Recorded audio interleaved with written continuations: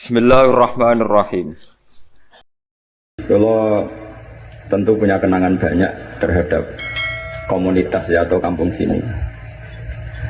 Yang diajarkan para nabi adalah wattaba'tu millata abai Ibrahim wa Ishaq wa Yaqub.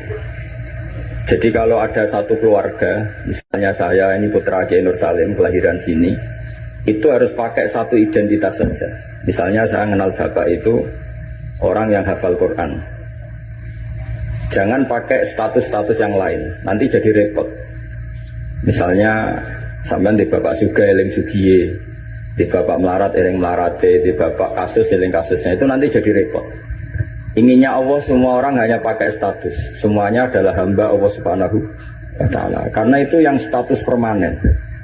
Sampean sowan Allah itu sekalipun presiden itu tidak siapa-siapa, semuanya hambanya Allah Subhanahu wa Ta'ala. Sehingga ajaran Nabi yang abadi diantaranya adalah saksikan bahwa saya adalah Abdullah wa Rasuluh, saya ini hamba Allah.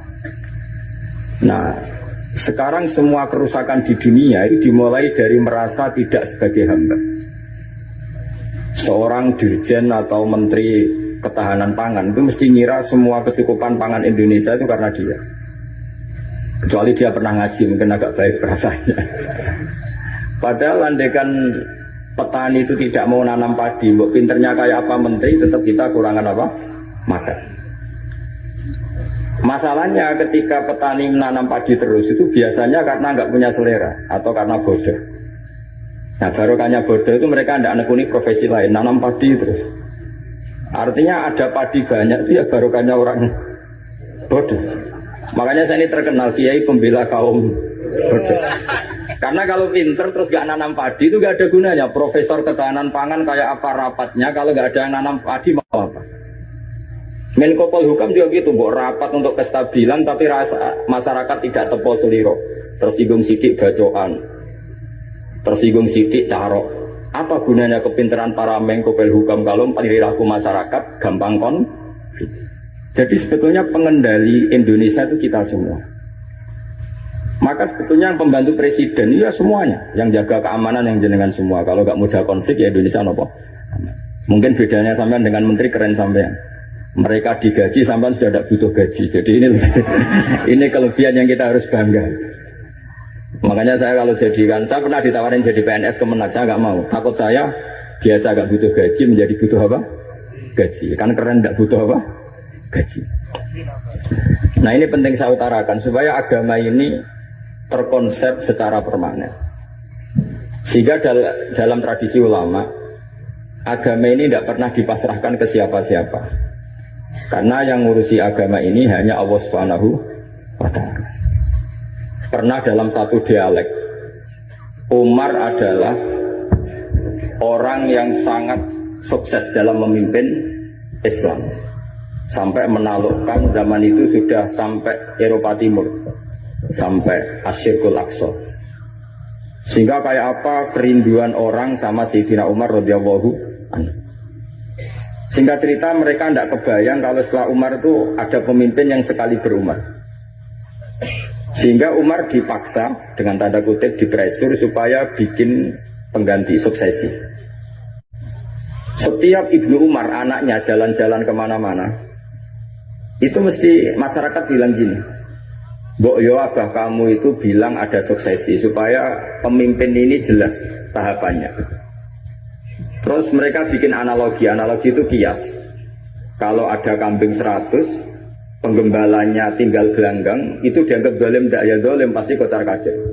Apalagi ini penggembala manusia. Kalau suatu saat Umar meninggal, itu pasti kacau. Umar sempat tertarik sama pikiran itu, sehingga beliau ingin menunjuk seorang khalifah pengganti. Lama-lama beliau bangun terus bilang gini, tidak jadi kan. Agama ini yang punya Allah, jadi nggak boleh dipikir oleh Umar. Agama ini pernah ditinggalkan orang yang lebih baik ketimbang saya, yaitu Abu Bakar, tetap jalan. Dan agama ini pernah ditinggalkan oleh Rasulullah SAW, orang terbaik di dunia, dan tetap jalan. Karena yang ngurusi Allah. Makanya sekarang nggak ada wali songo itu. Mungkin zaman wali songo Panjunan tidak seperti ini. Tapi sekarang dipimpin Ustadz TPG, Islamnya lebih maju ketimbang zaman dipimpin Wali Songo. Bukan karena ustadznya yang lebih hebat dibanding Wali Songo, memang agama ini diurusi oleh Allah Subhanahu wa Ta'ala. Ustadznya kasus ya agama jalan. Oh itu banyak cerita-cerita di TV ustadz apa? Kasus agamanya juga jalan. Ada kiai ditangkap KPK, agama juga jalan. Karena agama ini nggak bergantung seorang kiai, juga nggak bergantung kemenak. Agama ini yang mendesain, yang menjaga hanya Allah Subhanahu wa Ta'ala. Cerita paling modern itu Uni Soviet. Uni Soviet itu negara komunis. Ratusan tahun orang Islam dikooptasi di Uni Soviet. Tapi mereka Islamnya luar biasa, menyembunyikan Islamnya. Belajar tauhid di basemen, di tempat-tempat sembunyi. Ketika Uni Soviet hancur lewat Glasnost Perestroika itu, langsung jadi negara Islam. Ada Uzbekistan, Tajikistan, Ceknya, itu semuanya jadi negara Islam. Artinya gini, agama ini pernah jaya bahkan saat dikooptasi Uni Soviet. Indonesia juga pernah jaya padahal dijajah Belanda 350 tahun. Justru menjadi masalah kalau kita ini terlalu bergantung negara. Kiai gelem mulang nak untuk bos, santri gelem mondok mergo kepalanya dicatat di negara sehingga dapat fasilitas. Oke, negara baik kita akui. Tapi itu nggak bagus bagi kita kalau terlalu bergantung. Karena biasanya kita berkontribusi kepada agama, sekarang mendapat dari negara untuk ngurus agama. Masalahnya bukan di ngurusnya, ketergantungan ini yang menjadi Islam nanti bahaya ketika ada masalah. Nggak biasa imun ya, nggak biasa kebal. Sehingga pikiran-pikiran para ulama dulu, cara berpikir itu agama ini harus dijaga karena kita yakin Allah yang menjaga. Kenapa saya cerita demikian? Karena Islam di Indonesia sekarang itu luar biasa. Katanya malah Islam terbaik di dunia sekarang. Kenapa kok terbaik di dunia? Kenapa Islam Indonesia punya gelar terbaik di dunia? Di mana-mana, di Mesir, di Syria, di Irak itu konflik. Dan kalau konflik sampai saling bunuh. Kita tahu urutan dosa besar, satu adalah musyrik, nomor dua adalah orang mukmin saling apa? Bunuh. Nah Indonesia boten, gedeng tanggane mau ngerasani tok, tinggu kegiatan itu. Ya hanya gitu-gitu tok. Yang bisa nyantet ya tidak nyantet. Jadi biasa saja. Nanti kalau bodoh ya kosong-kosong lagi, nanti tukaran lagi ya gitu. Makanya kata Mbah Mun, kamu harus bangga jadi orang Indonesia. Karena kita tidak mengalami dosa terbesar. Setelah syirik itu dosa terbesar adalah saling apa? Bunuh. Dan Indonesia itu tepo siloronya luar biasa. Sekarang pertanyaannya, tradisi tepo siloro itu ditanamkan nenek moyang kita apa mengikuti konsep yang dibikin negara? Nenek moyang kita. Sebelum ada menteri pertahanan, menteri yang ngurus sistem keamanan, itu yang menjaga stabilitas kita adalah kearifan kita. Lalu sekarang kearifan kita mau kita gadekan, mau kita berikan. Wah negara aman kalau menterinya ini, agama benar kalau menterinya ini. Mana pernah kita bergantung sama negara zaman itu. Meskipun kita menghormati negara, sangat-sangat menghormati. Tapi jangan sampai kelangsungan kita hidup ini bergantung sama orang lain. Kata Rasulullah SAW, kullukum ra'in wa kullukum mas'ulun an ra'yati. Semua kalian adalah pemimpin. Semua pembantu presiden, semua pembantu negara, semua pembantu kelangsungan kestabilan masyarakat Indonesia. Orang yang nggak suka konflik berarti membantu menteri pertahanan. Meskipun dulu kamu milih 01, dapatnya 02. Itu barokahnya Indonesia. Milih 1 dapat 2. Betul, saya itu punya doanya Mbah Mun. Sebelum wafat beliau itu nyatet doa. Itu diantara doanya itu Allahumma alqi bainahuma ulfatan wa mawaddatan. Ya Allah, jadikan dua tokoh ini yaitu Jokowi dan Prabowo, Pak Jokowi dan Pak Prabowo ulfatan, saling asih dan saling mencintai. Dulu ketika masih panas itu saya baca doa itu agak ini bener gak? Saya Jumat sebelum Yai Haji itu masih ketemu Jumat. Beliau cerita kalau mau ketemu Megawati, terus ketemu Bu Mega di Sabtu. Ahad beliau terbang ke Mekah, terus Selasanya wafat. Selasa keberapa itu, hanya hari Selasa. Itu diantara doa yang dititipkan sama anak dalam itu, doa itu. Yang baca juga agak-agak, ini yang bener aja doa ini. Terus uniknya doa itu ditutup, min abdikal fakir memun zubair, ya Allah, jangan lihatlah saya, kata Mbah Mun di doa itu, lihatlah saya yang berdoa. Barang kemarin setelah pelantikan menteri ternyata seperti itu saya tambah kagum bahwa kita punya guru seorang wali, jadi doain sesuatu yang mukal saja kesampaian. Doain yang mukal saja sampai teks itu sekarang masih saya simpan, tulisan tangannya Mbah Mun. Itu dulu diberikan anak dalam. Kalau saya itu menerima wasiat jadi pengurus, jadi beberapa kali saya ditawarin jadi pengurus PBNU, saya nggak mau, sampai berkali-kali nggak mau. Hanya PBNU tidak kurang akal pakai tangannya Mbah Mun supaya agak maksa saya. Karena saya memang dari dulu nggak punya rencana jadi orang besar, biasa aja, gak jenengan itu kan enak. Mau ngopi santai, mau melarat ya pantas, mau keliru ya pantas karena ada kiai itu. Jadi enak lah. Jadi kiai itu kan tidak enak. Nak ramangan yo lesu tapi nak keliru disalahno wong akeh. Lah sampean nak salah dimaklumi. Jadi enak, pokoknya masyarakat awam itu enak. Terus jadi kiai ruginya gini, misalnya saya orang alim alama, ada pengumuman, Gus Pak masuk surga. Nanti pengumuman kedua itu mengecewakan dan para penggemarnya. Memang aturannya gitu. jadi rugi sebetulnya. Karena memang aturannya gitu, para wali, para orang alim ini kan dapat masuk surga. Tapi pengumuman kedua itu dan itu nggak ada syaratnya, pas para penggemar itu nggak ada syarat. Siapa saja bisa. Makanya terus banyak orang jalan pintas, nggak mau alim sendiri ya, penggemar Gus Pak aja. Itu sebetulnya oportunis, itu orang nakalan lah kira-kira gitu. Terus akhirnya saya ditimbali beliau, kata beliau menyuruh saya supaya mau jadi di antara jajaran Suriah. Yang unik dari wasiat beliau itu bukan masalah Suriahnya. Kata beliau, Indonesia itu harus kamu jaga. Bila perlu nanti di lembaga dakwah NU itu melibatkan orang macam-macam, dari partai macam-macam, termasuk partai PDI. Terus ketika tak tanya kenapa ya, sing iso jogo Indonesia itu nasionalis dan religius. Dan yang menjaga ini penting, kata beliau. Ojo sampai Indonesia itu dosa paten pinaten. Caranya dia aku kudu rukun Mbak Megawati dan mewakili kaum religius dan nasional. Kalau nak paten pinaten repot kayak Mesir, Syria. Jadi fikihnya Mbah Mun itu jangan dilihat misalnya seorang kiai ketemu megang, enggak. Lihatlah ini satu ikhtiar supaya Indonesia itu damai. Kenapa? Indonesia. Saya termasuk santri yang akhirnya mencari-cari argumentasi itu. Singkat cerita, saya nyari itu di khazanah-khazanah kitab dan ketemu, yaitu Rasulullah pernah berdamai dengan Suhail bin Amr. Suhail bin Amr itu tokoh kafir Quraisy yang bisa mengendalikan Quraisy.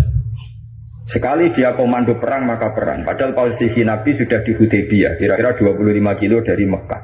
Itu kalau perang pasti banyak korbannya.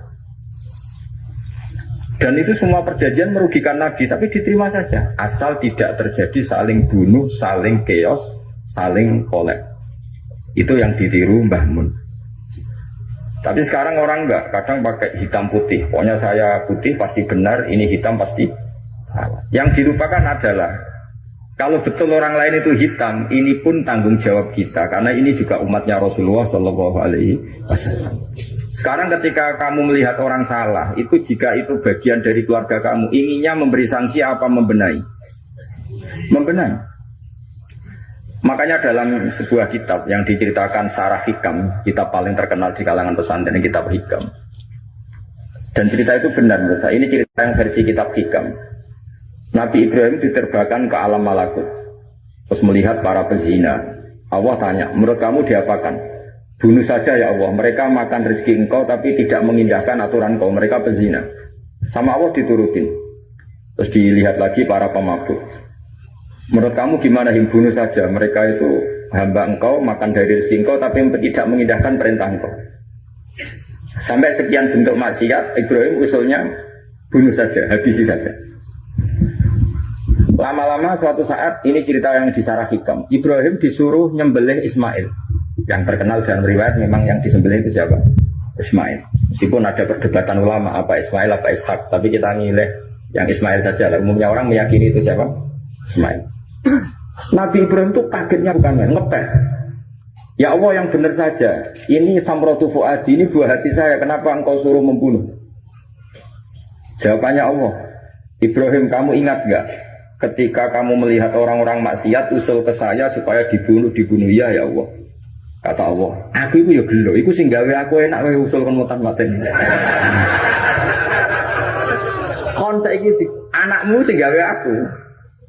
Takon mateni ki keberatan. Mewangis Nabi Ibrahim. Ini pelajaran bagi kita. Kowe nek ora misale nyon sewu cawe wedok nganggo sepeda motor luwanan sebuwanter. Anake sapa liput suruh. Tapi nek jelingno, oh niku ponakane jenengan. Oh, mesti gitu. Sebetulnya keantian kita pada maksiat itu bukan karena maksiat. Orang itu tidak keluarga kita. Gayanya saja kamu tegas, sebetulnya enggak juga. Gitu. Jadi ini pelajaran bagi kita. Coba misalnya gini, ada orang salah koruptor. Kamu mesti benci sama koruptor. Coba bayangkan kali itu anak kamu. Mesti dungu ya, wong kim-kim boten konangan. Nah, sama. Ini masalah Rasulullah. Rasulullah itu melihat semua umatnya adalah anaknya. Sing lagi abangan, sing lagi setengah abangan, sing hitam. Semuanya adalah Maka kalau ini semua umatnya melihat orang abangan, ya pikirannya itu memandu mereka tobat, bukan malah dianggap kafir. Makanya kita menolak faham takfiri, faham yang mengkafirkan orang lain. Karena ibaratnya faham takfiri itu enggak rasional, secara fikih enggak rasional. Allah yang Tuhan saja, yang punya semuanya, itu jelas ngendikan qul ya ibadiyalladzina asrafu ala anfusihim la taqnatu min rahmatillah. Terus ayat wa anibu ila rabbikum. Orang-orang yang sudah melampaui batas oleh Allah dipanggil, ayo kembali ke saya kembali. Kemudian orang-orang takfiri ini, orang-orang ekstremis ini, hamba Allah yang sedang maksiat dianggap tidak Islam atau kafir, keluar dari area kemukminan. Wong yang Allah Tuhan saja yang di luar disuruh masuk. Ini yang sudah masuk malah disuruh keluar. Coba Nabi diutus jadi Nabi itu untuk mengislamkan orang kafir apa untuk mengkafirkan orang Islam? Ya Nabi lo diutus itu untuk mengislamkan orang kafir apa mengkafirkan orang Islam? Mengislamkan. Makanya aliran-aliran ekstrim sidik-sidik ngafirkan orang itu satu mesti goblok, mesti. Dua mesti gak tahu ngaji. Tiga terlalu semangat tapi khazanah ilmunya itu pas-pasan. Karena tadi kebencian kita ini pasti ada unsur dengan tanda kutip nafsu. Ya tadi kamu benci sama cawe wedok sing kuwatokan cekak sepeda motor buwanter. Bareng mbok pisoi jebule wong ayu banget seneng kowe. Kira-kira masih misoi ndak gitu. Itu mesti atau gini, kamu benci sama orang yang nyulayani janji. Zaid tidak janji sama kamu mesti marah. Janji ono gak rene gini-gini. Coba Zaid itu orang yang ngutangi kamu. Berani enggak ngumpat-ngumpat Zaid meskipun nyulayani janji. Zaid itu orang yang memberi tangan kamu 10 juta terus janjian nyulayani janji. Bisa enggak kamu bentak Zaid? Terus gak ditagih wis seweneng. Artinya ketika kamu disulayani janji marah itu mesti gini. Sudah nyulayani janji plus tidak berjasa. Nah ini yang kita dapat kearifan dari Nabi Ibrahim. Saat kita enak saja usul orang maksiat dibunuh dimatikan oleh Allah, itu plus mereka kebetulan tidak anak kita. Coba andaikan zaman di alam malakut Ibrahim tahu yang nakal itu anaknya, apa kira-kira usul demikian? Nah makanya ini jaga kearifan kita bahwa bayangkan orang lain itu keluarga kita. Makanya kearifan dari bapak saya, bapak itu senangnya kancanan orang macam-macam, langsung bulet-bulet. Terus saya tanya, kenapa Pak? Sing gelem dadi ngono iku ya sapa? Mesti jawabannya gitu. Karena itu kearifan. Sing gelem dadi ngono iku santrinya bapak dulu yang bulet ya banyak. Iya iku bengkel, nek ora gelem dadani barang rusak ya ora usah dadi apa? Iya. Makanya saya ini keterusan, saya termasuk jenis kiai yang enggak tegas. Tapi karena kearifan. Kiai yang terlalu tegas itu biasanya dapati arif. Ya tadi, bayangkan itu anak kamu. Kepen ngaji malah diboyong. Cara itu anakmu.